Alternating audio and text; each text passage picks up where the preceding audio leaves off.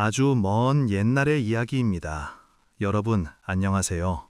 오늘도 이 고전적인 이야기를 통해 따뜻하고 편안한 밤을 보내시길 바랍니다. 나무꾼 지현과 신비로운 소녀의 이야기입니다. 오래전 깊은 산속에는 덕수라는 젊은 나무꾼이 살고 있었습니다. 그의 이름처럼 마음씨는 너그러웠지만 가진 것이라고는 없는 가난한 삶을 살고 있었죠. 그는 매일 아침 일찍부터 저녁 늦게까지 산을 오르내리며 나무를 베는 일에 바빴습니다. 그러나 끼니를 챙기기조차 어려운 상황이었습니다. 그의 오두막은 비바람을 막아주는 것만으로도 고마운 초라한 집이었죠. 그러던 어느 날 덕수는 평소보다 더 깊은 산속으로 나무를 하러 들어갔습니다. 그곳에서 그는 한 신비로운 소녀를 발견하게 되었죠. 지난 장터에서 잠깐 본 적이 있는 그 소녀는 이번에는 홀로 앉아 있었습니다. 그녀는 낡은 천 조각을 걸치고 온몸에는 흙이 잔뜩 묻어 있었죠. 그 소녀는 차가운 바위에 외롭게 앉아 있었고 그녀의 모습은 초라했지만 이상하게도 그녀의 눈빛은 마치 밤하늘의 별처럼 맑고 깊었습니다. 덕수는 그녀를 그냥 지나칠 수 없었습니다. 그는 품에 숨겨두었던 쌀밥을 꺼내 소녀에게 내밀었습니다. 그녀는 말없이 밥을 받아 허겁지겁 먹더니 고맙다는 말 한마디 없이 덕수를 뚫어지게 쳐다보았습니다. 덕수는 어찌할 바를 몰랐지만 그녀를 길가에 두고 갈 수 없어 자신의 오두막으로 데려갔습니다. 그날부터 소녀는 덕수의 오두막에서 함께 지내게 되었죠. 당신의 이름은 무엇인가요? 어쩌다 이런 깊은 산속까지 오게 되었나요? 덕수가 신비로운 소녀에게 물었지만 그녀는 묵묵히 아무 말도 하지 않았습니다. 그러다 잠시 생각에 잠긴 듯 하다가 그녀가 입을 열었습니다. 제 이름은 윤이라고 합니다. 그렇게 자신의 이름을 말한 윤은 그 뒤로 다시 말이 없었습니다. 덕수가 말을 걸어도 그녀는 고개만 끄덕일 뿐이었고 음식을 주면 먹고 잠을 자라고 하면 잠을 잤습니다. 마을 사람들은 그런 윤을 보며 나무꾼 덕수가 그녀를 좋아한다고 수군거렸습니다. 그러나 덕수는 사람들의 놀림에도 아랑곳하지 않았습니다. 그는 그저 묵묵히 윤을 보살펴 주었습니다. 윤은 비록 말은 없었지만 덕수가 힘들게 나무를 하고 돌아오면 깨끗한 물을 준비해 주거나 덕수의 낡은 옷을 바느질해 주는 등 조용히 그를 돌보았습니다. 그렇게 두 사람은 아무런 말 없이도 서로에게 의지가 되었죠. 그러던 어느 겨울 덕수가 심한 독감에 걸려 꼼짝없이 누워버렸습니다. 밤낮으로 땀을 흘리며 고생하는 덕수 곁을 윤은 묵묵히 지켰습니다. 윤은 덕수의 이마에 찬 물건을 을려주고 뜨거운 물도 먹여주었죠. 며칠을 그렇게 보살피던 윤은 오두막 옆 작은 텃밭으로 나갔습니다. 그러더니 얼어붙은 땅을 맨손으로 파기 시작했습니다. 그리고 그 속에서 덩굴 뿌리 하나를 캐냈습니다. 그 뿌리를 끓여 덕수에게 먹였죠. 그 뿌리에서 나온 물을 마신 덕수는 놀랍게도 열이 내리고 정신이 맑아졌습니다. 그제서야 덕수는 윤이 평범한 사람이 아니라는 것을 깨달았습니다. 그렇게 덕수의 병이 말끔히 나은 어느 날 그는 윤에게 조심스럽게 말을 꺼냈습니다. 비록 가진 것은 없지만 당신에게 평생 의지할 수 있는 따뜻한 울타리가 되어주고 싶습니다. 내 아내가 되어주시겠습니까?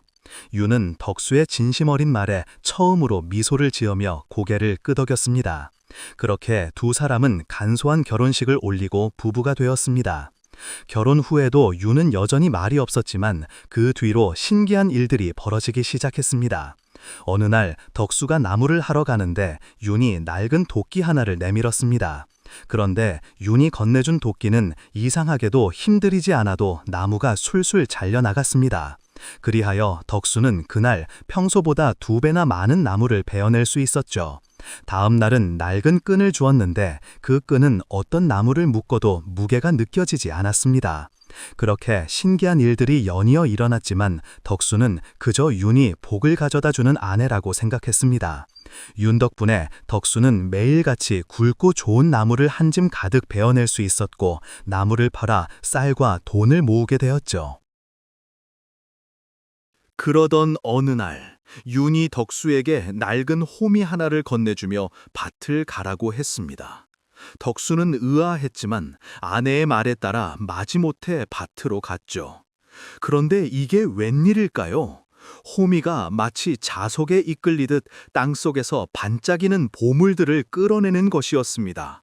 황금 덩어리와 비단 주머니, 그리고 귀한 옥돌이 쏟아져 나오는 것을 보고 덕수는 자신의 눈을 의심하지 않을 수 없었습니다.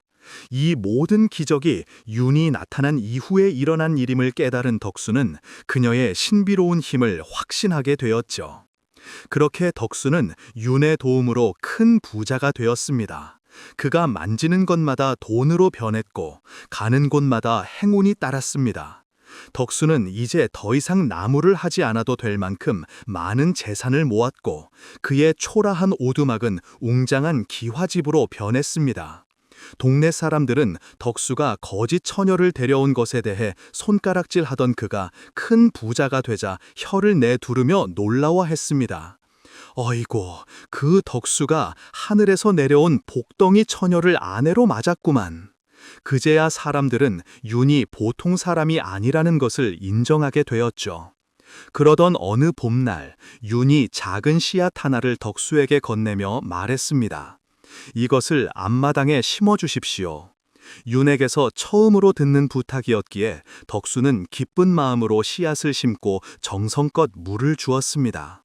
다음 날 아침 씨앗이 싹을 틔웠고 그 싹은 하루 만에 무성한 나무가 되어 주렁주렁 열매를 맺었습니다. 그런데 그 열매는 보통 열매가 아니었습니다. 껍질을 까보니 안에서 영롱한 빛을 내는 금덩이가 쏟아져 나왔습니다. 덕수는 놀라서 뒤로 넘어질 뻔했습니다.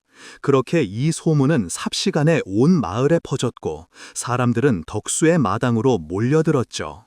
그러던 어느 날 한양에서 김 선생이라는 양반이 찾아왔습니다. 그는 소문을 듣고 덕수의 재산을 탐내고 있었습니다. 김 선생은 덕수에게 다가가며 말했습니다. 나무꾼 출신인 자네가 어찌 그리 큰 부를 얻게 되었는가? 자네의 복덩이 아내가 사실은 요물이라던데. 김 선생은 덕수의 재산을 빼앗기 위해 계략을 꾸몄습니다. 그는 덕수에게 내가 자네의 재산을 맡아 불려주겠네. 자네는 가진 것이 많아도 제대로 관리할 줄 모르니 말일세. 이렇게 속삭였죠. 덕수는 김 선생의 말을 의심했지만 윤이 덕수에게 속삭였습니다. 그에게 재물을 모두 맡겨주십시오. 모든 것을 그에게 주어도 괜찮습니다. 그리하여 덕수는 윤의 말을 믿고 모든 재산을 김 선생에게 넘겨주었습니다. 그러나 김 선생은 재산을 모두 챙겨 달아나려 했죠. 하지만 그때 윤이 김 선생에게 다가가 말했습니다. 욕심이 과하면 결국 화를 부르게 되지요. 가진 것을 모두 내려놓지 않으면 평생 굶주림에 허덕일 것입니다. 윤의 말을 듣고도 김 선생은 무시했지만 그날 밤 귀한 일이 벌어졌습니다. 김 선생이 가진 돈 뭉치가 돌멩이로 변하고 쌀자루가 모래로 변했습니다. 김 선생은 겁에 질려 덕수에게 다시 재물을 되돌려주며 잘못을 빌었습니다. 덕수는 너그러운 마음으로 그를 용서해 주었죠. 그 후로 덕수는 많은 재산을 이루고도 자신의 부를 과시하지 않았습니다. 오히려 가난했던 시절을 잊지 않고 어려운 이웃을 돕는 데 힘을 썼습니다. 그렇게 시간이 흐르고 덕수는 마을에서 가장 존경받는 어른이 되었습니다. 사람들은 그를 하늘이 내린 재상의 그릇이라고 칭송을 씁니다. 하지만 덕수는 모든 공을 윤에게 돌렸습니다. 이 모든 것은 윤의 지혜와 덕입니다. 저는 그저 복덩이를 만난 운 좋은 나무꾼일 뿐입니다. 그렇게 10년의 세월이 흘렀습니다. 윤은 여전히 말이 많지 않았지만 이제는 덕수에게 먼저 다가와 손을 잡고 따뜻한 눈빛을 나누었습니다. 그리고 사람들은 윤이 세상에서 가장 현명하고 고귀한 여인이라며 칭송했습니다. 그러던 어느 날 덕수가 잠을 이루지 못하고 마당을 거닐다가 우연히 윤의 방에서 새어나오는 불빛을 보았습니다. 늘 조용했던 윤의 방에서 희미한 소리가 들려왔죠. 덕수는 혹시나 하는 마음에 조심스럽게 문을 열어보았습니다. 방 안에는 윤이 반짝이는 비단옷을 입고 머리에는 옥료를 꽂고 있었습니다. 윤은 작은 보물 상자를 열어 그 안에 물건들을 하나하나 정성스럽게 만지고 있었어요. 그 중에는 덕수가 처음 만났을 때 주었던 쌀밥에 말린 조각과 나무를 할 때 쓰던 낡은 끈 조각이 들어 있었습니다. 윤은 인기척을 느끼고 덕수를 바라보았습니다. 그때 윤이 말했습니다. 이제 때가 되었습니다. 모든 것을 말할 시간입니다. 그러자 덕수는 놀란 눈으로 윤을 바라보았습니다. 나는 죄를 짓고 이 땅에 내려온 선녀입니다. 옥강상제께서는 인간 세상에 내려가 인간과의 인연을 맺고 서로 사랑하는 방법과 진정한 마음을 배우라는 명을 내리셨습니다. 저의 운명은 제가 처음 마주한 인간의 마음씨에 따라 결정되었지요. 만일 당신이 저를 외면하고 지나쳤다면 저는 영원히 거지의 모습으로 인간 세상을 떠돌아야 했을 것입니다. 덕수는 숨을 죽이고 윤의 말을 들었습니다. 윤은 자신의 이야기를 계속했습니다. 저를 위해 나를 구해준 당신의 진심이 저를 이 세상에서 가장 행복한 여인으로 만들었습니다. 이제 저의 사명이 다했으니 저는 하늘로 돌아가야만 합니다. 덕수는 그 말을 듣고 눈물을 흘리며 윤을 끌어안았습니다. 가지 마세요. 당신이 선녀이든 사람이든 당신이 나의 전부입니다. 부디 가지 마세요. 윤은 덕수의 품에 안겨 처음으로 소리내어 울었습니다. 그때 그녀의 눈물은 보석처럼 반짝였습니다. 그리고 다음 날 아침 윤은 사라지고 없었습니다. 덕수의 품에는 반짝이는 보석들이 가득 안겨 있었죠. 덕수는 윤의 빈자리를 쓸쓸히 느끼며 그녀가 남긴 마지막 흔적들을 소중히 간직했습니다. 그리고 그 후로도 오랫동안 사람들에게 존경받는 삶을 살았습니다. 하지만 그의 마음 한구석에는 늘 윤을 향한 그리움이 자리하고 있었죠. 사람들은 덕수가 복을 타고난 사람이라 했지만 덕수는 알고 있었습니다. 자신이 받은 가장 큰 복은 재물이 아니라 사람을 사랑할 줄 아는 마음과 그 마음을 알아본 윤이라는 것을요. 세월이 흘러 덕수가 세상을 떠난 날밤, 밤하늘의 별 하나가 유난히 반짝였다는 이야기가 전해집니다. 그 별은 마치 사랑하는 사람을 다시 만난 듯 하늘에서 가장 환하게 빛났다고 전해지죠. 옛날 영조 4년 무신년에 민이라는 사람이 있었습니다. 그는 이인하의 반란 때 공을 세워 첨사벼슬을 얻게 되었죠. 하지만 시골집으로 돌아와서 끝내 벼슬을 하지 않았습니다. 민은 어릴 때부터 매우 총명하였고 말을 잘했습니다.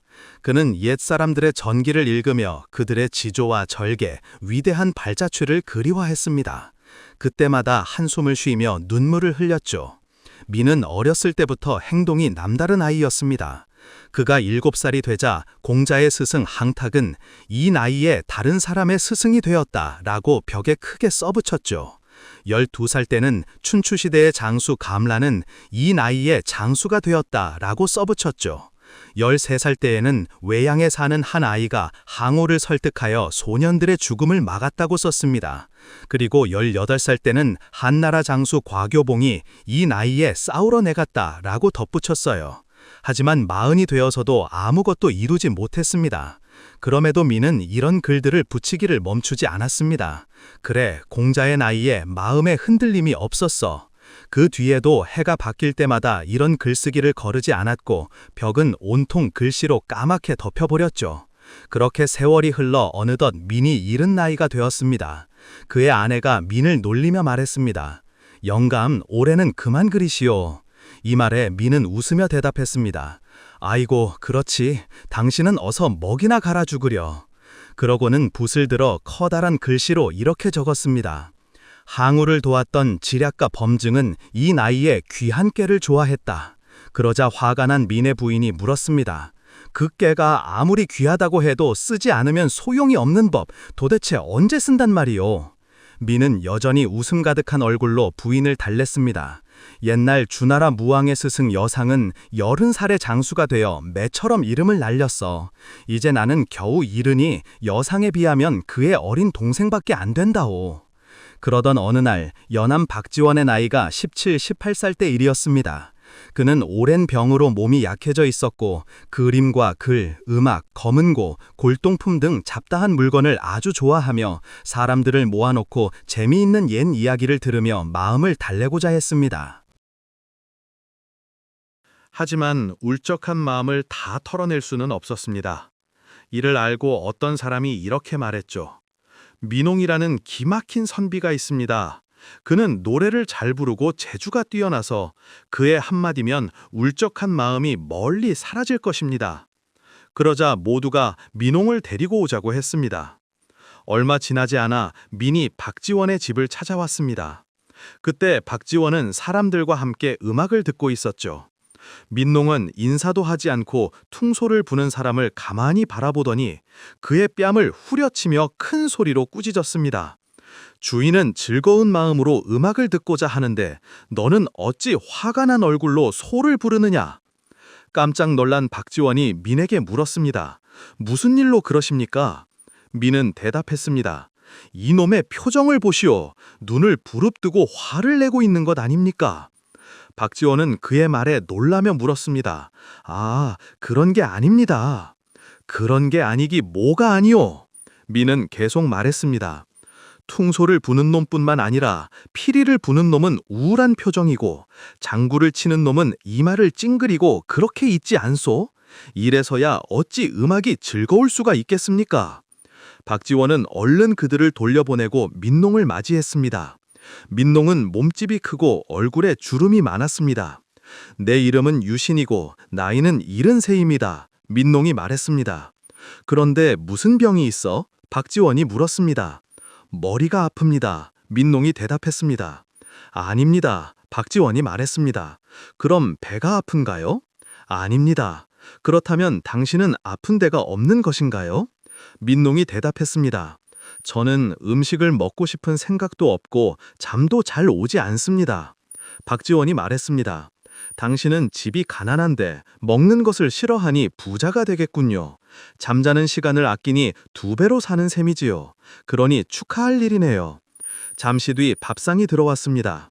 박지원은 수저를 들지 않은 채 냄새만 맡고 있었죠. 그때 민이 버럭 소리쳤습니다. 손님을 대접했으면 식사를 내놔야지. 이건 예의가 아니지 않소? 박지원은 얼른 민에게 사과했습니다. 그제야 민은 밥을 듬뿍 한 입에 넣고 맛있게 먹기 시작했습니다. 그러자 박지원의 입에도 침이 고이면서 밥을 맛있게 먹기 시작했습니다.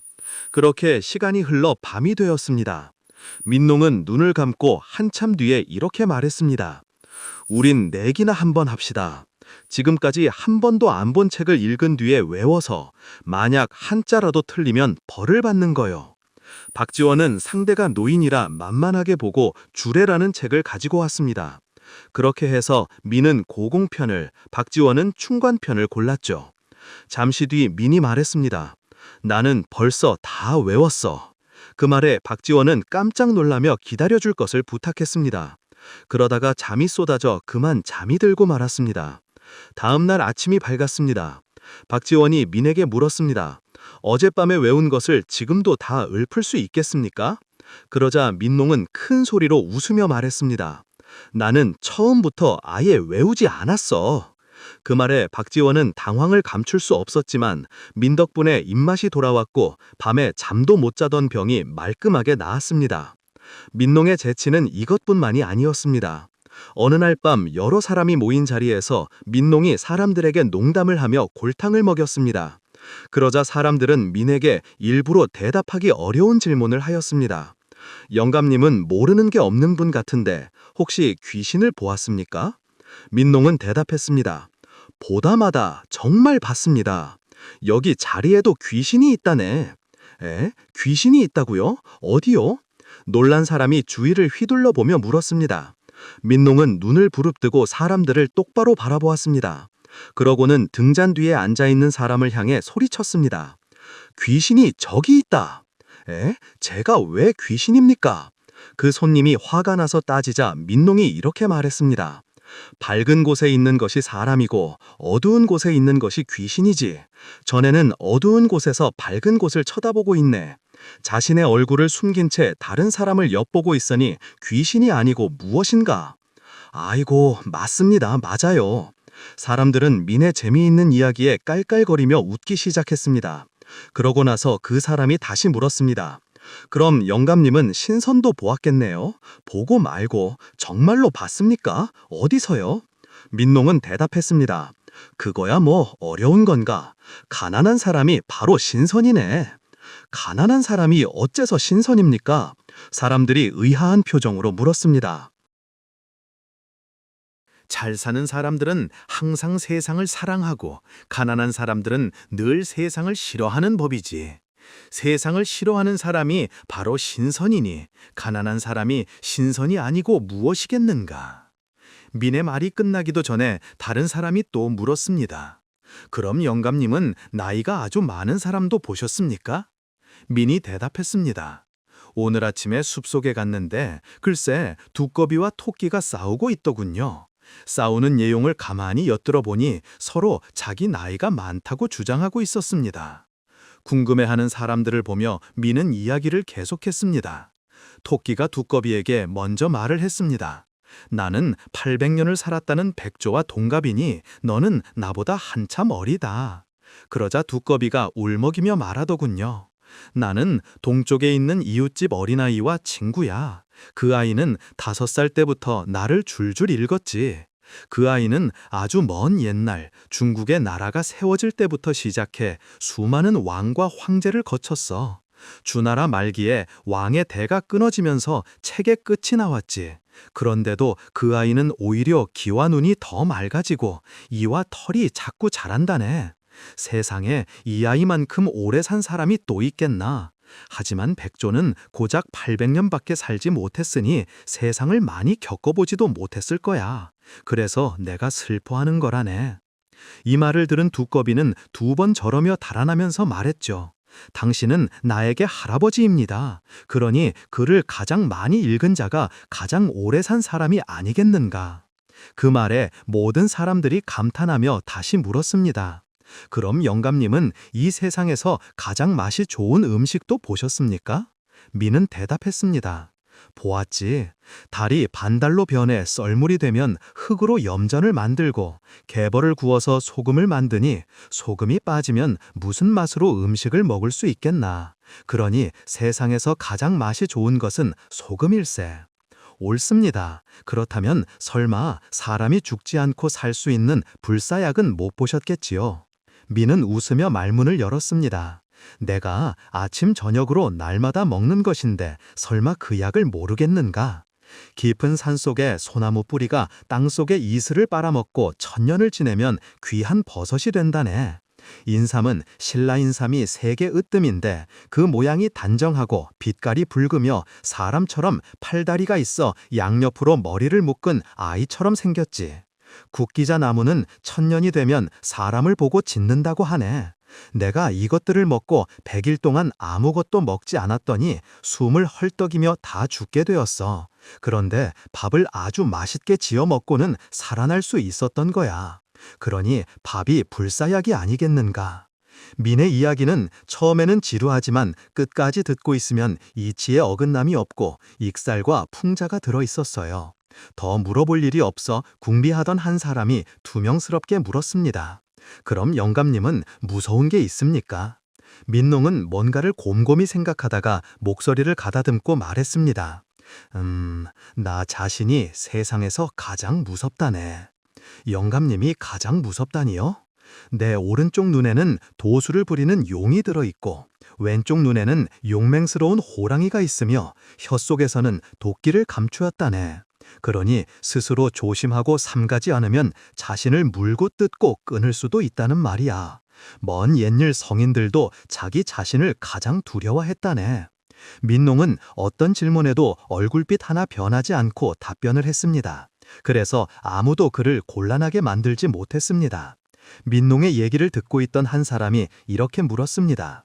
황해도 지방에 메뚜기 같은 곤충이 생겨서 백성들에게 그 황충을 잡게 한다고 합니다. 황충은 왜 잡는다고 아는가? 민이 그에게 물었습니다. 황충이 우리가 먹을 곡식을 망가뜨리기 때문이지요. 그래서 모두 잡아 땅에 묻어버린다고 합니다. 그 얘기를 듣고 민이 입을 열었습니다. 그런 작은 벌레인 황충 따위가 무슨 걱정거리란 말인가. 내가 보기에는 종로거리에 가득 찬 것들이 모두 황충이라네. 그게 무슨 말씀이십니까? 키는 7자가 넘고 머리는 검고 눈은 반짝반짝 빛나고 입은 주먹이 들어갈 정도로 크고 무척 요란하게 떠들어대지. 이놈들이 농사를 해치고 곡식을 축내는 데는 이 세상 아무도 따를 게 없다네. 나한테 그놈들을 잡을 만한 커다란 바가지가 없다는 게 참으로 안타까울 뿐이야. 이 영감님, 진짜로 그런 벌레가 있습니까? 사람들은 진짜 그런 벌레가 있다고 믿고 모두 두려워했습니다. 이런 어리석은 사람들, 바로 덕이 없는 사람이 황충이란 말일세. 그렇게 재치가 넘쳤던 민은 그 다음 해에 세상을 떠나고 말았습니다. 민농은 비록 성격이 기발했지만 그의 성품은 아주 깨끗하고 착했습니다. 주역에 혼하고 노자에 그린 도덕경을 아주 좋아했죠. 그의 두 아들도 무예와 병서에 능한 사람을 뽑는 무가시아에 합격했지만 벼슬길에 오르지는 못했습니다. 한편 연암 박지원은 그해 가을에 병이 더 심해졌습니다. 하지만 민을 더 이상 만날 수 없어 안타까워했죠. 그는 1757년 정축년 가을에 민농과 함께 나온 풍자 가득한 이야기를 모아 민농전을 썼답니다. 그리고 그는 민농의 죽음을 슬퍼하며 시를 하나 남겼죠. 저 벽에 그린 까마귀는 끝내 새매로 변하지 못하였고 민농은 뜻있는 선비지만 늙어 죽도록 그 뜻을 펴지 못하였고요. 내 그를 위해 이 이야기를 지었으니 그는 아직 죽지 않았구나. 원효와 요석공주. 신라 불지촌에 다음날 내말이라는 사람이 살았습니다. 어느 날 부인이 다음날 내말에게 말했습니다. 어젯밤에 커다란 별이 품속으로 들어오는 꿈을 꾸었습니다. 다음날 내말은 빙그레 웃으면서 말했죠. 어허, 우리에게 좋은 일이 생기려나 봐. 얼마 뒤 부인은 아이를 가졌습니다. 그리고 10달 뒤에 건강한 아들을 낳았죠. 다음날 내말은 기뻐하며 아이에게 서당이라는 이름을 지어주었습니다. 이 아이는 분명 커다란 별처럼 큰 인물이 될 것이요. 서당은 어릴 때부터 영리하고 생각이 깊었습니다. 사람은 어디에서 와서 어디로 갈까? 왜 이 세상에 왔을까? 서당은 참된 깨달음을 얻고 싶었죠. 서당은 부모님이 돌아가시자 물려받은 논밭을 가난한 사람들에게 나눠주었습니다. 그리고 살던 집을 허물고 초계사라는 절을 짓고 스님이 되었어요. 법명은 바로 원효였습니다. 새벽이라는 뜻이었죠. 원효는 황용사에 들어가 공부를 시작했습니다. 밤낮을 가리지 않고 열심히 공부했죠. 얼마 지나지 않아 원효는 더 배울 것이 없어졌습니다. 그래서 고민 끝에 의상과 함께 당나라로 떠나기로 했어요. 당시 신라에서 당나라로 가는 길은 두 가지가 있었습니다. 고구려를 지나가거나 배를 타고 바다를 건너는 것이었죠. 원효와 의상은 고구려를 지나 당나라로 가기로 했습니다. 하지만 도중에 고구려군에게 붙잡혀 신라로 돌아와야만 했습니다. 그렇게 10년의 세월이 흘러 원효와 의상은 다시 당나라를 향해 떠났습니다. 두 사람은 길을 가다 산속 동굴에서 하룻밤을 보내게 되었죠. 둘 다 눕자마자 잠에 빠져들었습니다. 새벽 무렵 원효는 목이 말라 잠에서 깼습니다. 목말라. 어디에 물이 없나? 원효는 손으로 주변을 더듬었습니다. 그러던 중 둥그런 물 바가지가 있었습니다. 그래서 바가지를 들어 쭉 들이켰습니다. 아, 시원하구나. 이제야 살 것 같다. 원효는 그렇게 바가지를 옆에 놓고 다시 잠이 들었습니다. 원효는 아침에 일어나 바가지를 보고 깜짝 놀랐어요. 어제 물이 들어있던 바가지는 바로 해골이지 뭐예요. 그렇다면 내가 해골 썩은 물을 마신 거야? 원효는 목덜미를 움켜잡고 토하기 시작했습니다. 그러자 의상이 물었습니다. 해골 썩은 물을 마셨을 때 도해야지 왜 지금 도하나? 의상의 말에 원효는 정신이 번쩍 들었습니다. 물 바가지인 줄 알고 마셨을 때는 물이 꿀처럼 달고 시원했지.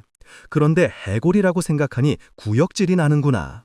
내 생각 때문에 같은 물을 다르게 느끼는 게 아닐까? 그래, 모든 것은 생각하기에 달린 거야. 당나라에 가지 않고도 깨달음을 얻을 수 있어. 그렇게 생각한 원효는 곧바로 짐을 꾸려 신라로 돌아왔습니다. 신라로 돌아온 원효는 사람들에게 새로운 깨달음을 알리기 시작했어요. 극락과 지옥은 우리 마음속에 있습니다. 우리가 어떤 마음으로 사느냐에 따라 극락과 지옥이 정해지지요. 누구든지 마음을 평화롭게 다스리면 부처가 될 수 있습니다. 아이고, 스님, 저처럼 아는 게 없어도 부처가 될 수 있나요? 저는 예전에 도둑질을 한 적이 있는데 그래도 괜찮습니까? 원효는 빙긋 웃으며 대답했습니다. 아는 것이 없어도 착하게 산다면 그가 곧 부처이지요. 예전에 도둑질을 했어도 잘못을 뉘우치고 착하게 살고 있다면 그 또한 부처입니다. 아이고, 고맙습니다. 그러던 어느 날 원효는 이상한 노래를 부르며 거리를 돌았습니다. 누가 나에게 자루 없는 도끼를 주지 않겠소? 그럼 내가 그 도끼로 하늘을 괴는 기둥을 만들겠소. 사람들은 이 노래를 듣고 고개를 갸웃거렸습니다. 당시 신라를 다스리던 무열왕도 원효의 노래를 들었습니다. 이 노래를 부른 스님을 모시고 오라. 원효는 무열왕의 부름을 받고 왕궁으로 갔습니다. 원효는 문총교를 지날 때 일부러 발을 헛디뎌 물에 퐁당 빠지고 말았어요. 신하들은 깜짝 놀라 원효를 가까운 요석궁으로 데려갔습니다. 일단 요석궁에서 옷을 말리고 가십시오. 원효는 요석궁에서 요석공주와 마주쳤습니다. 요석공주는 무열왕의 딸이었고 일찍 남편을 잃고 혼자 살고 있었죠. 사실 무열왕은 원효가 부르는 노래의 뜻을 잘 알고 있었습니다. 자루 없는 도끼란 남편을 잃은 여자를 뜻하고 하늘을 괴는 기둥은 신라를 떠받칠 인재를 말하는 것이었죠. 그래서 원효를 궁으로 불러 요석공주와 만나게 해준 것이었습니다. 원효와 요석공주는 사랑에 빠졌고 두 사람은 건강한 아들을 낳게 되었습니다. 원효는 그 아이에게 설총이라는 이름을 지어주었습니다. 설총은 신라를 위해 태어난 아이요.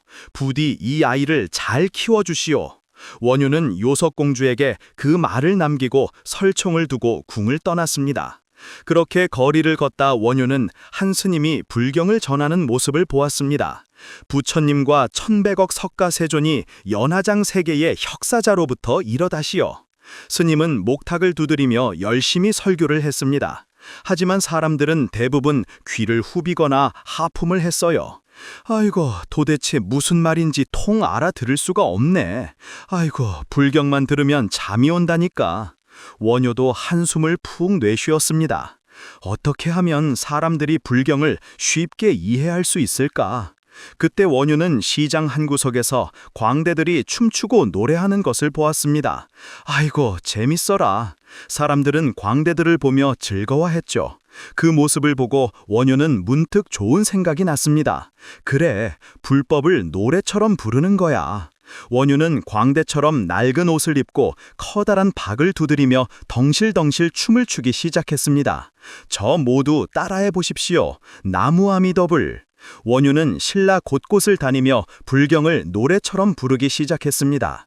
그러던 어느 날 원효가 평소처럼 노래로 불법을 부르고 있는데 베옷을 입은 백성들 사이에 고운 비단옷을 입은 소년이 서 있는 거예요. 원효는 한눈에 그 소년이 누구인지 알아볼 수 있었습니다. 종아, 그동안 많이 자랐구나. 그 소년은 바로 원효의 아들 설총이었죠. 설총은 고개를 숙인 채 아무 말도 하지 않았습니다. 그때 원효가 설총에게 말했습니다.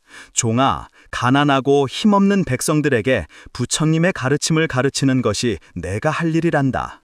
나는 네가 거기서 어려운 백성들을 위해 사는 사람이 되었으면 좋겠구나. 원효는 설총의 머리를 쓰다듬어주고 자리를 떠났습니다. 그 후로도 그는 부처님의 가르침을 널리 알리기 위해 노력했어요. 많은 사람에게 부처님의 가르침을 알려야 한다. 그러나 내가 직접 전하는 것만으로는 부족해. 원효는 틈날 때마다 부처님의 가르침을 글로 적었습니다. 사람들이 두고두고 깨달음을 얻을 수 있도록 하기 위해서였죠.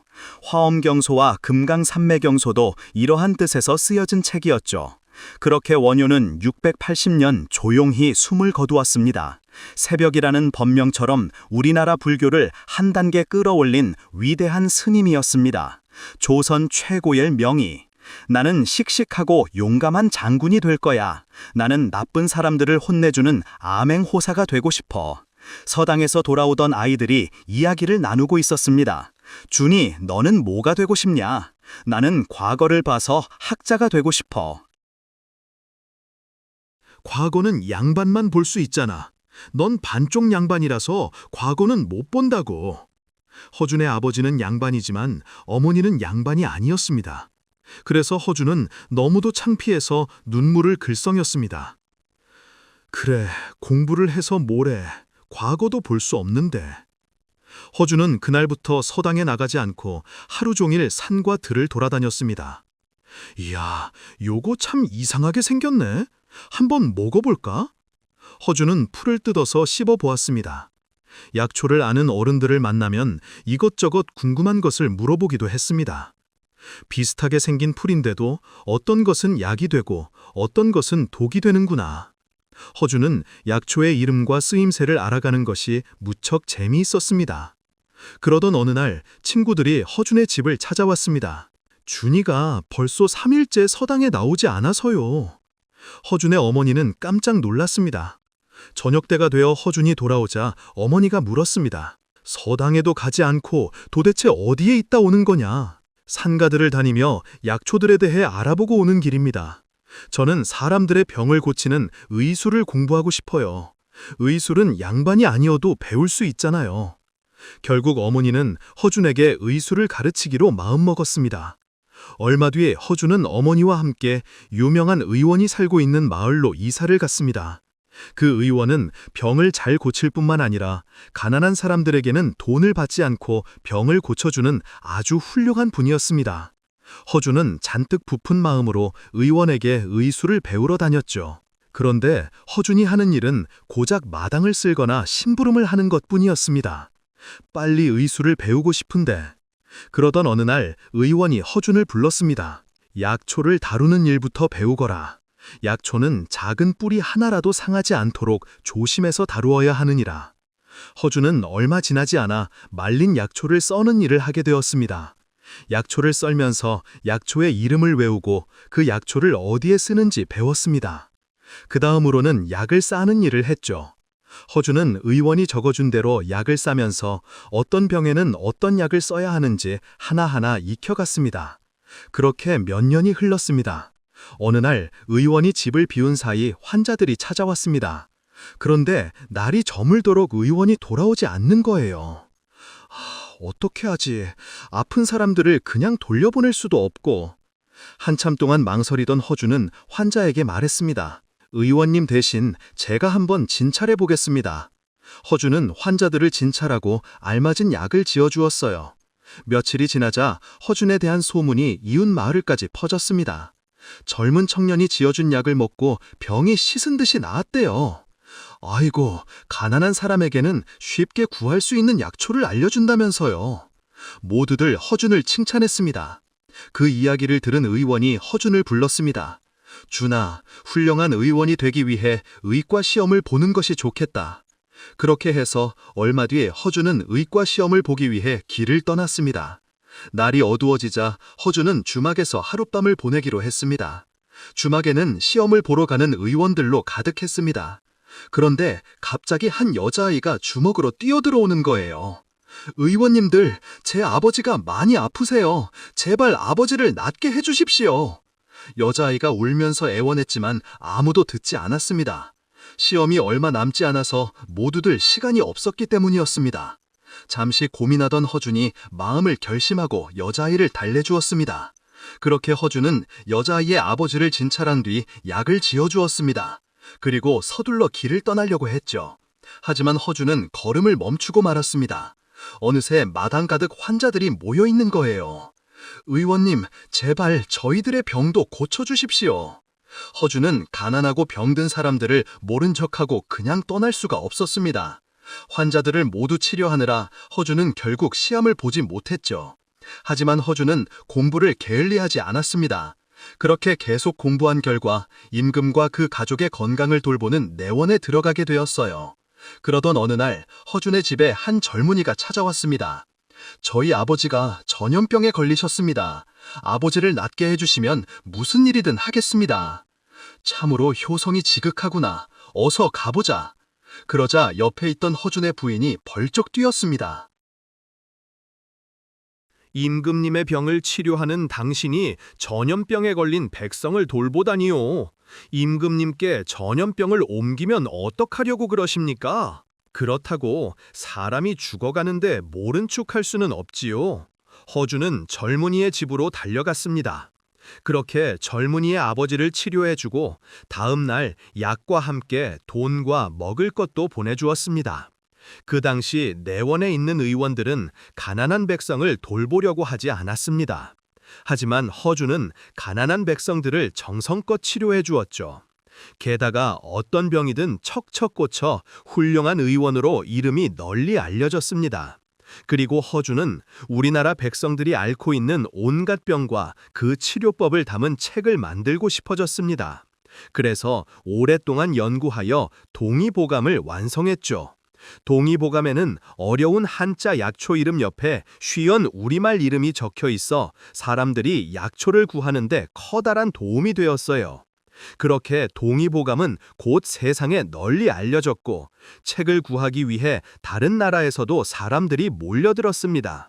그렇게 허주는 모든 어려움을 이겨내고 자신의 꿈을 이루었답니다. 뿔 달린 사람, 응, 응. 아기 울음소리가 우렁차게 울려 퍼졌습니다. 석채는 서둘러 문 앞으로 달려갔어요. 어떻게 되었나? 건강한 사내 아이인데 산파는 말을 잇지 못하고 머뭇거렸습니다. 석채는 산파를 제치고 방 안으로 뛰어들어갔어요. 아니, 이게 대체 어떻게 된 것이오? 아기 머리 뒤쪽에 뼈가 꼭 뿔처럼 툭 튀어나왔지 뭐예요. 부인은 망설이다가 어렵게 입을 열었습니다. 사실은 제가 꿈속에서 뿔 달린 사람을 보았습니다. 그 후에 이 아이가 태어났지요. 며칠 후 석채는 아이를 안고 마을에서 가장 지혜롭다는 사람을 찾아갔습니다. 그는 아이를 보고 빙그레 웃었습니다. 오키는 모습이 호랑이 같았고 여자는 몸이 뱀처럼 생겼소. 신농은 머리가 소와 비슷하고 고요는 입이 말 주둥이와 닮았지요. 이 아이도 반드시 큰 인물이 될 것이요. 석채는 그제야 마음을 놓을 수 있었습니다. 집에 돌아온 석채는 부인에게 말했습니다. 우리 아이가 보통 아이가 아니요. 한번 잘 키워봅시다. 아이는 툭 튀어나온 머리뼈가 마치 솥불 같다고 해서 우두라고 불렸습니다. 우두는 어려서부터 책을 좋아했죠. 친구들과 놀기보다 혼자 책에 푹 빠져 지내는 날이 더 많았습니다. 그러던 어느 날 석채가 우두에게 물었습니다. 우두야, 너는 불교와 유교 중에 어느 쪽을 공부하고 싶으냐? 그러자 우두가 선뜻 대답했습니다. 불교는 세상 밖에서 얻는 가르침입니다. 저처럼 세상 속에 살고 있는 사람이 어떻게 불교를 공부하겠습니까? 저는 유교를 공부해 학자가 되겠습니다. 알았다. 오늘부터 훌륭한 스승을 찾아가 공부하도록 하여라. 예, 아버지. 우두는 이름난 학자를 찾아가 스승으로 모셨습니다. 우두는 스승 밑에서 열심히 공부했죠. 한 번 들은 것은 절대 잊지 않았습니다. 하나를 배우면 열을 깨쳤어요. 우두는 얼마 지나지 않아 스승에게서 더 배울 것이 없어졌습니다. 우두야, 이제 나라를 위해 일해보아라. 마침내 우두는 벼슬길에 올랐죠. 이때 우두의 나이는 20살이 채 되지 않았습니다. 비록 관직이 높지 않았지만 워낙 아는 것이 많고 글솜씨가 뛰어나 금세 유명해졌어요. 이제 좋은 집안 아가씨와 혼인 날 일만 남았구나. 아버지는 우두를 보며 몹시 흐뭇해했습니다. 그러던 어느 날 우두가 산속을 걷고 있을 때 어디서 쇠 두드리는 소리가 들려왔습니다. 우두는 고개를 기울였습니다. 소리가 이상하게 약하군. 누가 두드리는 걸까? 우두는 소리가 나는 쪽으로 다가가 보았습니다. 이런 곳에 대장간이라니. 어디 한번 안을 살펴봐야겠다. 그런데 우두는 안을 살펴보고 깜짝 놀랐습니다. 가쁜 아가씨가 쇠를 두드리고 있는 거예요. 우두는 아가씨에게 다가가 물었습니다. 어째서 남자도 하기 힘든 일을 하고 있어? 아버지께서 많이 아프십니다. 그래서 제가 대신 일을 하는 중이지요. 아, 참으로 대단한 효녀. 우두는 마음씨 착한 아가씨가 마음에 쏙 들었습니다. 그렇게 우두는 대장장이 딸과 사랑에 빠졌죠. 우두가 대장장이 딸을 만난다는 소문이 곧 온 마을에 퍼졌습니다. 석채는 당장 우두를 불렀습니다. 많고 많은 아가씨 중에 왜 하필 대장장이 딸이냐? 그만해 여져라. 신분이 낮은 것은 부끄러운 일이 아닙니다. 정말 부끄러운 것은 믿음을 저버리고 거짓말을 하는 것이지요. 저는 이미 그 여인과 혼인하기로 약속됐으니 헤어질 수 없습니다. 석채는 그 말을 듣고 더는 반대할 수 없었습니다. 결국 우두는 대장장이 딸과 혼인하게 되었죠. 한편 그 당시 신라 무열왕이 왕위에 오르고 얼마 지나지 않았습니다. 당나라 고종이 편지를 한 통 보냈어요. 그런데 이 편지에 알쏭달쏭한 부분이 있었죠. 무열왕과 신하들은 고개를 갸우뚱거렸습니다. 이 뜻을 풀어낼 사람이 아무도 없는가? 이래서야 어떻게 당나라에 답장을 보내겠소? 그때 한 신하가 말했습니다. 대가야 사람 중에 학문이 깊고 글을 잘 짓는 사람이 있어옵니다. 그를 불러 물어보소서. 그렇다면 어서 빨리 그 사람을 데려오시오. 그렇게 임금 앞에 불려온 사람은 바로 우두였습니다. 무열왕이 우두에게 말했습니다. 이 편지를 읽고 무슨 뜻인지 말해보겠나? 우두는 편지를 받아 쓱 읽더니 슬슬 뜻을 풀어냈습니다. 당나라 황제는 왕께서 왕에 오르신 것을 축하한다고 합니다. 또 신라가 끝까지 당나라와 신위를 지킬 것인지 묻고 있습니다. 무열왕은 무릎을 탁 치며 기뻐했습니다. 그대 덕분에 신라의 체면이 섰어. 고맙소. 그대와 같은 인재를 이제 알게 되다니 그대의 이름이 무엇이요? 우두라옵니다. 네, 그대의 머리 모양을 보니 강수 선생이라 부르는 게 좋을 듯하오. 강수는 뛰어난 머리라는 뜻이었죠. 강수 선생, 그대가 답장을 쓸 수 있겠어? 예, 물론입니다. 강수는 그 자리에서 붓을 들어 편지를 썼습니다. 강수가 쓴 편지는 문장이 뛰어나고 뜻이 깊었죠. 무열왕은 강수의 글씨를 보고 칭찬했습니다. 강수 선생이야말로 신라 최고의 문장가라 불릴만 하도다. 그렇게 시간이 흘러 신라가 삼국 통일을 꾀할 즈음 무열왕이 강수를 불렀습니다. 이제 당나라에 군사를 보내달라고 할 때가 되었어. 그대가 이런 내 뜻을 전해줄 수 있겠어? 비록 재주는 부족하오나 최선을 다하겠습니다. 강수는 한자리에 앉아 정성껏 편지를 썼습니다. 내가 쓴 편지로 신라의 운명이 정해진다. 그렇게 강수가 정성 들여 쓴 편지는 당나라 황제의 마음을 사로잡았습니다. 당나라 황제는 곧 군사를 보내주었어요. 그렇게 해서 660년 신라는 당나라 군사들과 힘을 합쳐 백제를 무너뜨렸습니다. 661년 무열왕이 세상을 떠나고 문무왕이 왕위에 올랐습니다.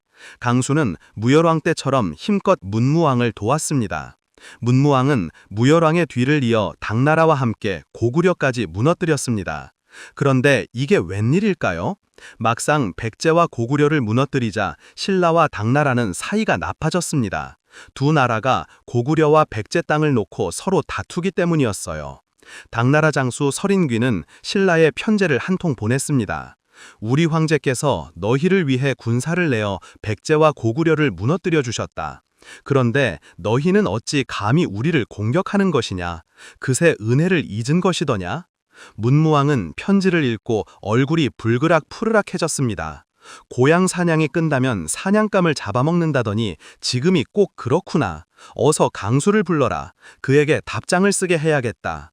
강수는 문무왕의 뜻을 받들어 설인기에게 보내는 편지를 썼습니다. 본래 고구려를 얻으면 우리 신라가 백제 땅을 갖기로 약속했다. 그런데 어찌하여 너희가 백제 땅을 차지하고 있는 것이냐?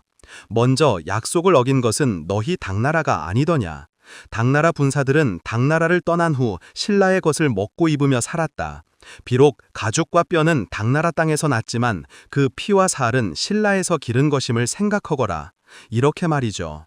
편지에는 아무리 당나라가 위협해도 신라는 결코 굽히지 않겠다는 의지가 드러나 있었어요. 설린기는 신라의 강한 마음에 기가 죽었습니다. 신라는 역시 보통 나라가 아니었어. 그 후에도 강수는 신라를 대표하여 많은 글을 썼습니다. 강수가 쓴 글은 문장이 뛰어날 뿐 아니라 사람의 마음을 움직이는 힘이 있었거든요. 강수는 무열왕, 문무왕에 이어 신문왕 때까지 활약하다 눈을 감았습니다.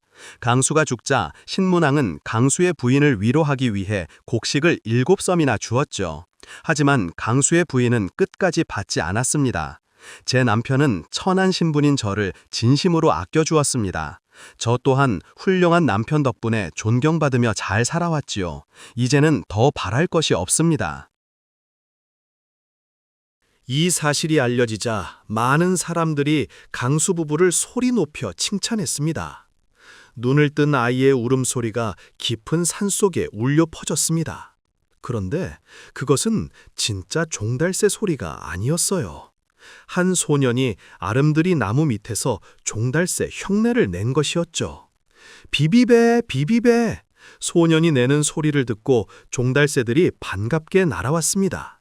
소년이 얼마나 흉내를 잘 냈는지 종달새들조차 소년을 진짜 종달새라고 생각할 정도였어요. 새들도 착각할 만큼 흉내를 잘 내는 소년. 그 소년이 바로 솔거였습니다. 솔거는 작은 산골 마을에 살았고 틈만 나면 산으로 올라가 송이송이 피어있는 꽃향기를 맡으며 놀았습니다. 솔거는 곧잘 산새들이 지저귀는 소리를 똑같이 흉내냈고 그때마다 새들은 솔거를 진짜 새라고 생각하고 푸드덕 날아올랐습니다. 아이고, 그 녀석 신동하기도 하지. 참 재주도 좋구나. 마을 사람들은 그 모습을 볼 때마다 감탄했습니다. 하지만 마을 사람들이 진짜 감탄한 것은 솔거의 그림 솜씨였습니다. 솔거는 어릴 때부터 그림 그리는 것을 좋아했습니다. 막대기 하나만 있으면 종이와 붓이 필요 없었죠. 땅바닥을 종이 삼아 눈에 보이는 것을 모두 그렸습니다. 팔랑팔랑 날아다니는 나비도 그리고 개굴개굴 우는 개구리도 그렸죠. 솔거가 그린 그림은 꼭 살아있는 것처럼 생생했습니다. 아이고, 어린 녀석이 어쩌면 저리도 잘 그리나. 마을 사람들은 솔거가 그린 그림을 볼 때마다 깜짝 놀라며 칭찬했습니다. 하지만 마을 사람들이 진짜 감탄한 것은 솔거의 그림 솜씨였습니다. 솔거는 어릴 때부터 그림 그리는 것을 좋아했습니다. 막대기 하나만 있으면 종이와 붓이 필요 없었죠. 땅바닥을 종이 삼아 눈에 보이는 것을 모두 그렸습니다. 팔랑팔랑 날아다니는 나비도 그리고 개굴개굴 우는 개구리도 그렸죠. 솔거가 그린 그림은 꼭 살아있는 것처럼 생생했습니다. 아이고, 어린 녀석이 어쩌면 저리도 잘 그리나. 마을 사람들은 솔거가 그린 그림을 볼 때마다 깜짝 놀라며 칭찬했습니다. 그렇게 시간이 흘러 솔거는 능력 있는 청년이 되었습니다. 어느 날 솔거는 문득 이런 생각을 했어요. 좋은 그림을 그리기 위해서는 더 넓은 세상으로 나가야 돼. 많은 것을 볼수록 더 좋은 그림을 그릴 수 있겠지. 솔거는 짐을 싸서 길을 떠났습니다. 신라 곳곳을 둘러보며 가슴이 두근거렸습니다. 큰 절과 높은 탑, 그리고 어렸을 때부터 보아온 소나무와 새 꽃들이 새롭게 보였죠. 그렇게 여러 풍경을 보면서 쉬지 않고 그림을 그렸습니다. 그의 그림을 본 사람들은 입에 침이 마르도록 칭찬했습니다. 그렇게 해서 그는 신라에서 손꼽히는 화가가 되었죠. 그러던 어느 날 분황사 스님들이 솔거를 찾아왔습니다. 분황사에 그림을 그려달라고 부탁하기 위해서였습니다. 솔거는 스님들을 따라 분황사로 갔다가 한 아이를 보게 되었어요. 아이는 어머니와 함께 불쌍하게 앞에서 땀을 흘리며 합장을 하고 있었습니다. 그때 옆에 있던 스님이 솔거에게 말했어요. 저 아이는 태어난 지 5년 만에 눈이 보이지 않게 되었답니다. 그래서 저렇게 열심히 기도를 하는 것이지요. 스님의 말을 듣고 솔거는 마음이 아팠어요. 저 아이를 위해 무엇을 해줄 수 있을까? 아, 그래. 세상 모든 사람의 소리를 들어주신다는 관음 보살님을 그리자. 분명 저 아이의 소리도 들어주실 거야. 솔거는 몸과 마음을 깨끗이 하고 정성껏 기도했습니다. 관음 보살님, 우리 신라 백성들의 소리를 들어주시옵소서.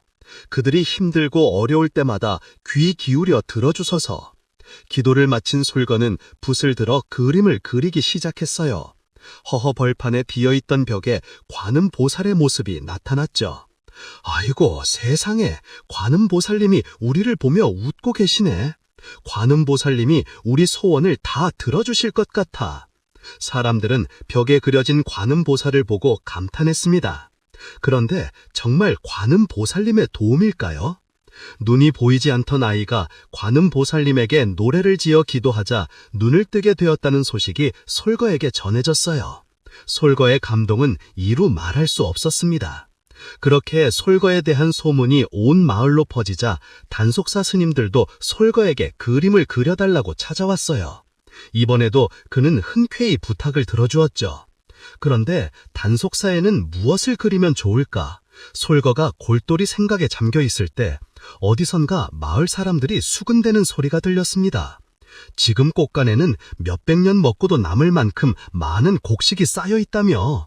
이구모에 그 집 주인은 욕심꾸러리라 남한테 주는 법이 없다니까. 아마 죽어서도 그 재산 다지고 갈걸. 그때 솔거는 유마대사가 떠올랐습니다. 유마대사는 부처님의 제자로 인도에서 내려온 부자였지. 하지만 평생 욕심 없이 남을 위해 살았소. 사람들이 유마대사처럼 살았으면 좋겠구나. 그렇게 생각한 솔거는 정성을 다해 유마대사를 그렸습니다. 사람들이 욕심을 버리고 남을 위해 살기를 바라는 마음이었습니다. 그가 그린 유마대사를 보는 사람들은 저마다 감탄하며 저절로 마음이 맑아지는 것을 느꼈습니다.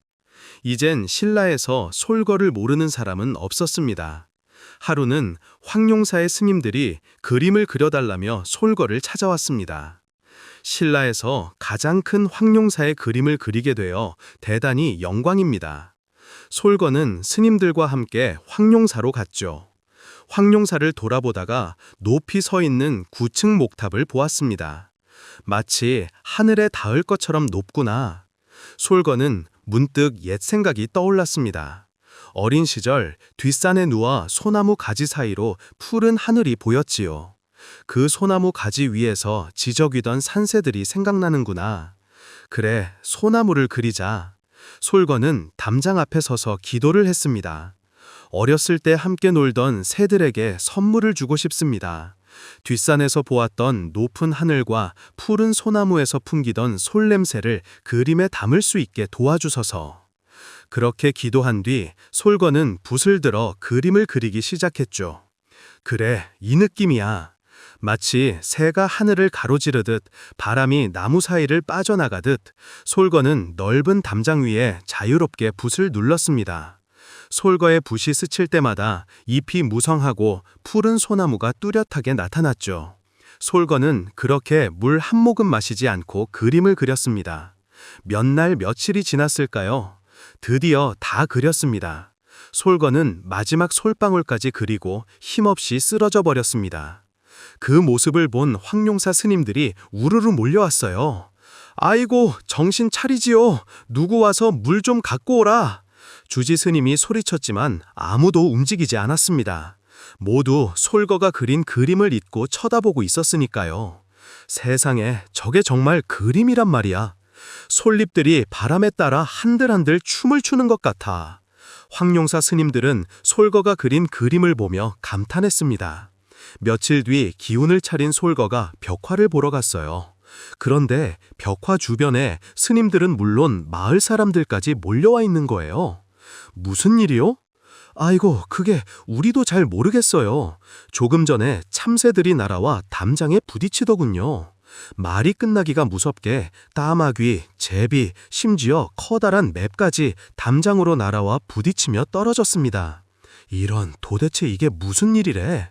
주지 스님이 합장을 하며 말했습니다. 새들은 이 그림 속의 소나무가 진짜 나무라고 생각해서 나무에 앉으려고 날아왔다가 떨어진 것이요. 그 뒤로 황룡사는 솔거가 그린 소나무를 보러 오는 사람들로 발 디딜 틈이 없었어요.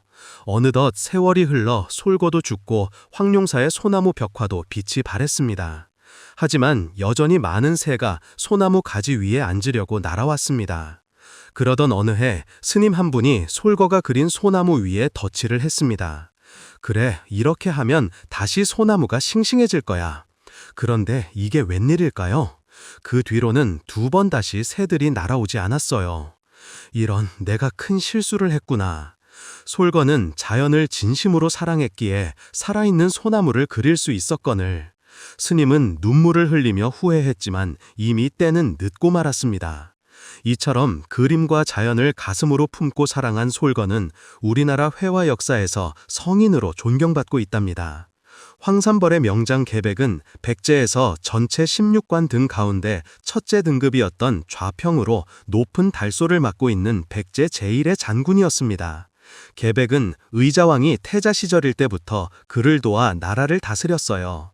백제는 무열환과 성왕 때 국력이 크게 뻗어나가면서 제2의 전성기를 맞이하였죠. 성왕은 551년 고구려에 빼앗겼던 한강 유역을 되찾았지만 동맹국이던 신라 진흥왕의 배신으로 553년 다시 신라에게 내주고 말았습니다. 게다가 신라에 보복하기 위해 왕자 여청과 함께 전쟁터에 나섰던 성왕이 전사하게 되었죠. 그 후로 나라는 크게 흔들리게 되었어요. 그러한 백제를 다시 일으킨 인물이 서동왕자로 널리 알려진 무왕입니다. 정말 부끄러운 것은 믿음을 저버리고 거짓말을 하는 것이지요. 저는 이미 그 여인과 혼인하기로 약속됐으니 헤어질 수 없습니다. 석채는 그 말을 듣고 더 이상 반대할 수 없었습니다. 결국 우두는 대장장이 딸과 혼인하게 되었죠. 한편 그 당시 신라 무열왕이 왕위에 오르고 얼마 지나지 않았습니다.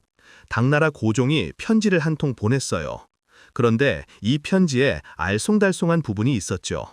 무열왕과 신하들은 고개를 갸우뚱거렸습니다. 이 뜻을 풀어낼 사람이 아무도 없는가? 이래서야 어떻게 당나라에 답장을 보내겠소? 그때 한 신하가 말했습니다. 대가야 사람 중에 학문이 깊고 글을 잘 짓는 사람이 있어옵니다. 그를 불러 물어보소서. 그렇다면 어서 빨리 그 사람을 데려오시오. 그렇게 임금 앞에 불려온 사람은 바로 우두였습니다.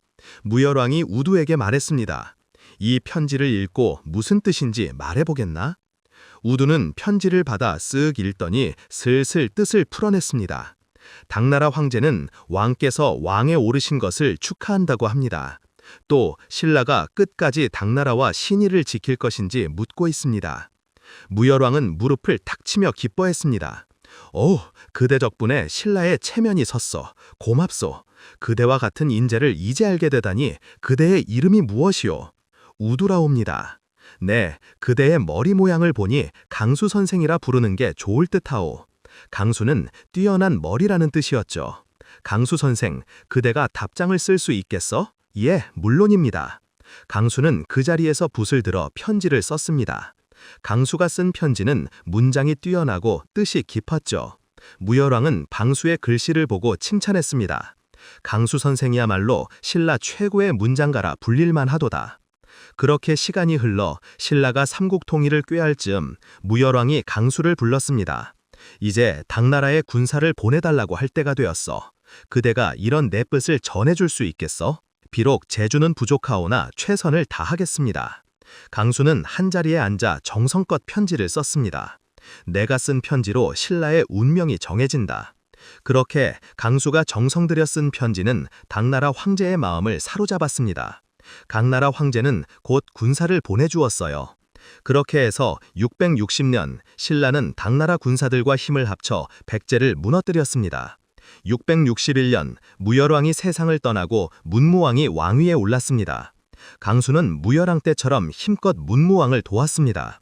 문무왕은 무열왕의 뒤를 이어 당나라와 함께 고구려까지 무너뜨렸습니다. 그런데 이게 웬일일까요? 막상 백제와 고구려를 무너뜨리자 신라와 당나라는 사이가 나빠졌습니다. 두 나라가 고구려와 백제 땅을 놓고 서로 다투기 때문이었어요. 당나라 장수 설린귀는 신라에 편지를 한 통 보냈습니다. 우리 황제께서 너희를 위해 군사를 내어 백제와 고구려를 무너뜨려 주셨다. 그런데 너희는 어찌 감히 우리를 공격하는 것이냐? 그새 은혜를 잊은 것이더냐? 문무왕은 편지를 읽고 얼굴이 불그락 푸르락해졌습니다.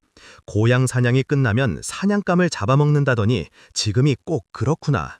어서 강수를 불러라. 그에게 답장을 쓰게 해야겠다. 강수는 문무왕의 뜻을 받들어 설린귀에게 보내는 편지를 썼습니다. 본래 고구려를 얻으면 우리 신라가 백제 땅을 갖기로 약속했다. 그런데 어찌하여 너희가 백제 땅을 차지하고 있는 것이냐? 먼저 약속을 어긴 것은 너희 당나라가 아니더냐? 당나라 군사들은 당나라를 떠나온 후 신라의 것을 먹고 입으며 살았다. 비록 가죽과 뼈는 당나라 땅에서 났지만 그 피와 살은 신라에서 기른 것임을 생각하거라. 이렇게 말이죠. 편지에는 아무리 당나라가 위협해도 신라는 결코 굽히지 않겠다는 의지가 드러나 있었어요. 설린귀는 신라의 강한 마음에 기가 죽었습니다. 신라는 역시 보통 나라가 아니었어. 그 후에도 강수는 신라를 대표하여 많은 글을 썼습니다. 강수가 쓴 글은 문장이 뛰어날 뿐 아니라 사람의 마음을 움직이는 힘이 있었거든요. 강수는 무열왕, 문무왕에 이어 신문왕 때까지 활약하다 눈을 감았습니다. 강수가 죽자 신문왕은 강수의 부인을 위로하기 위해 곡식을 7섬이나 주었죠. 하지만 강수의 부인은 끝까지 받지 않았습니다. 제 남편은 천할 신분인 저를 진심으로 아껴주었습니다. 저 또한 훌륭한 남편 덕분에 존경받으며 잘 살아왔지요. 이제는 더 바랄 것이 없습니다. 김공, 백제의 성충이 감옥에 갇히고 홍수는 기양사리를 갔다 하니 드디어 우리의 뜻한 바가 이루어졌소이다. 저도 들었습니다. 실은 제가 백제 조정에 접자를 보내서 백제왕과 성충, 홍수의 사이를 갈라놓게 했지요. 있는 한 백제를 무너뜨리기란 힘든 일이니까요. 그랬군요. 잘하셨어요. 그렇다면 이제 백제를 공격하지 않겠소. 한 가지 걱정인 것은 백제에 아직 계백이 있다는 것이지요. 만약 단연처럼 허망한 곳에서 계백과 싸우게 된다면 승리를 장담하기 어려울 것입니다. 계백이라. 하지만 백제완이 저렇게 잠심에 빠져서 성충이나 홍수 같은 중신을 뽑아버린 이상 아무리 계백이 뛰어나다 해도 우리 신라와 당나라의 연합군을 막아내지는 못할 것이요. 당장 당나라에 사신을 보내도록 하시오. 신라는 당나라에 사신을 보내 함께 백제를 공격하자고 제안하였습니다. 우리에게는 지금 고구려 하나도 버거운데 어떻게 백제를 공격하자는 것이냐. 배야, 당나라와 신라가 힘을 합치면 백제를 무너뜨리고 나면 우리는 남쪽에서 편안하게 고구려를 공격할 수 있을 것입니다. 처음에는 고개를 저기만 하던 당나라 구정도 신라의 끈질긴 설득으로 마침내 백제를 공격하기로 했어요. 의자왕은 자신들과 원수진 것도 없는 당나라가 공격해오리라고는 꿈에도 생각하지 못했습니다. 하지만 660년 7월 당나라와 신라가 함께 백제를 쳐들어왔죠. 지금 당나라의 13만 대군이 바다를 통해 백강 하구로 공격해오고 있습니다. 그리고 신라의 5만 대군 또한 사비를 향해 달려오고 있습니다. 의자왕은 급한 보도를 받고 깜짝 놀랐어요. 어떻게 이런 일이 일어날 수 있단 말인가? 당나라의 저 대군을 어찌 막아낸단 말이냐? 그 먼 곳에 있는 당나라가 바다를 건너 공격해 오다니. 의자왕은 좌평 의직을 시켜 당나라와 맞서 싸우게 하고 달솔 개는 김유신의 신라군을 막도록 하였어요. 하지만 나당 연합군의 사비성 공격이 너무 급작스러웠기 때문에 지방에 있던 군대들은 미처 사비성으로 보이지도 못하였습니다. 계백은 단 5만 명의 군사만으로 5만 명의 신라군과 맞서야 했죠. 사비성 부근의 나머지 군사들은 모두 당나라 군대와 맞서 있었기 때문이었어요. 그것도 단연처럼 험준한 산이라면 그래도 싸워볼 만했지만 신라군이 이미 단연을 통과하여 백제군은 황산벌에서 신라군과 맞설 수밖에 없었습니다. 몸을 숨길 곳이라고는 하나도 없는 허허벌판에서 10배가 넘는 적군과 싸운다는 것은 스스로 무덤 속으로 뛰어드는 것과 같았죠. 이로써 하늘이 우리 백제를 버리셨구나. 계백은 하늘을 보며 길게 단식했어요. 그러고는 말을 타고 급히 집으로 돌아갔죠. 집에서는 자식들이 초조하게 소식을 기다리고 있었습니다. 계백은 애처로운 눈빛으로 아내와 아이들을 바라보더니 한참 만에 비로소 입을 열었어요. 내 말을 잘 들어라. 지금 당나라와 신라가 함께 쳐들어왔구나. 그런데 우리 백제는 두 나라와 맞서 싸울 힘이 없구나. 백제는 곧 망하게 될 것이야. 그러고 나면 살아남은 백성들은 적국의 노예로 끌려갈 것이겠지. 아이들은 잠자고 계백의 말을 듣고 있었어요. 계백이 눈에 힘을 주며 말했습니다. 자, 대답해보아라. 적군의 노예가 되어 지옥을 당하며 살고 싶으냐? 아니면 자랑스러운 백제인으로서의 이 예배의 손에 깨끗하게 죽겠느냐? 너희가 선택하거라. 계백의 가슴은 찢어질 듯 했습니다. 전쟁 없이 식구들과 오순도순 살 수 있다면 얼마나 행복할까 하는 생각이 불현듯 머리를 스쳤어요. 하지만 그것은 꿈에 불과했죠. 이제 사비성은 불타버리고 수많은 백성들은 비명 속에 죽어가거나 적군들에게 끌려가고 말 것이었습니다. 그때 아이들이 대답했어요. 차라리 아버지의 손에 죽겠어요. 그러자 다른 아이들도 대답했죠. 저도 아버지의 손에 죽겠어요. 적군의 노예가 되고 싶지는 않습니다. 옆에 있던 개의 아내도 눈물을 흘리면서 고개를 끄덕였어요. 계백은 이제 식구들과 작별 인사를 해야겠다고 생각했죠. 너희를 지켜주지 못하는 이 못난 아버지를 용서하거라. 나도 곧 너희들을 따라갈 것이다. 계백은 비장한 목소리로 말했습니다. 아내와 아이들의 눈에서는 끊임없이 눈물이 흘러내렸어요. 계백은 칼집에서 칼을 들어 순식간에 식구들을 베어버렸죠. 계백의 눈에서도 쉴 새 없이 눈물이 흘러내렸습니다. 가슴이 칼로 베인 것처럼 부스르고 아팠어요. 군사들이 있는 곳으로 돌아온 계백은 5천여 명의 군사들을 이끌고 황산벌로 달려갔습니다. 진을 치고 기다리자 얼마 후 신라군이 다가오는 모습이 보였어요. 어마어마한 병력의 신라군을 대하자 백제 군사들은 겁먹기 시작했습니다. 그때 계백이 군사들 앞으로 나서며 말했어요. 백제의 용사들이여 들어라. 나는 지금 내 가족을 칼로 베고 오는 길이다. 깜짝 놀란 군사들이 술렁이기 시작했습니다. 아내와 자식들의 얼굴을 떠올리면 마음이 약해질까봐 그랬느니라.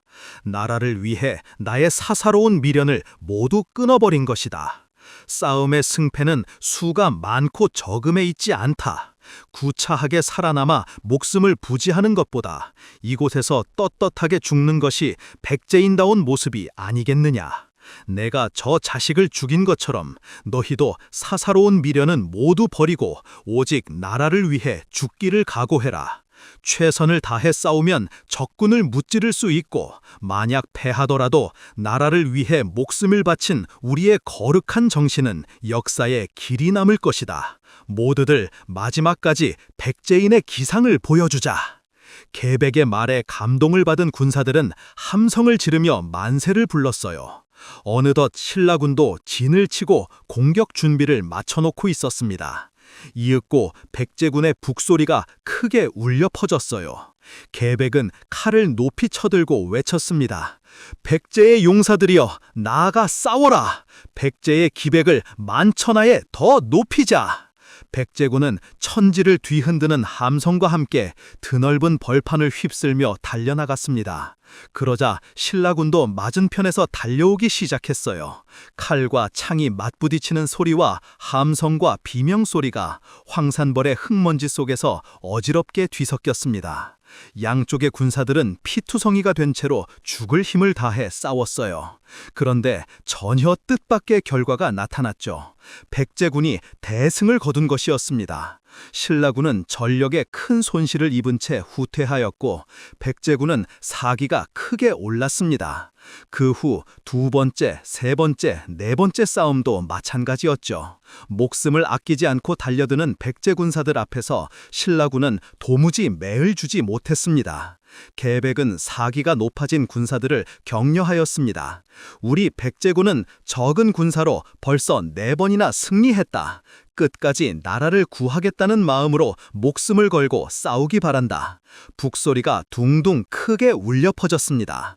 백제의 군사들은 하늘을 찌를 듯한 함성을 질렀죠.